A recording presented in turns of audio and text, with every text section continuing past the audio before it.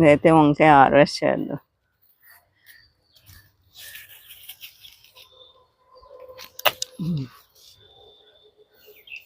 దోమ వచ్చిందండి, పచ్చదోమ పడుతుంది, అందుకే మొక్క ఇంకా పచ్చగా లేదు.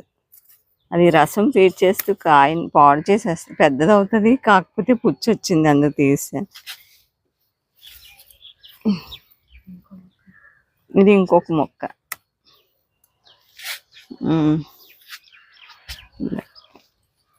ఈ కాయ బాగాలే.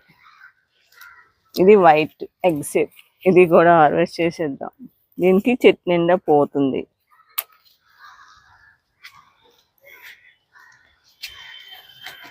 వంకాయ పుచ్చు వచ్చింది అనుకోండి, మజ్జిగలో ఇంగో కలిపి స్ప్రే చేసేయాలండి. వంకాయ మొక్కలు స్టార్టింగ్లో పుచ్చులు వస్తాయి, కానీ తర్వాత ఇంక పుచ్చులు అవి కనిపించవు.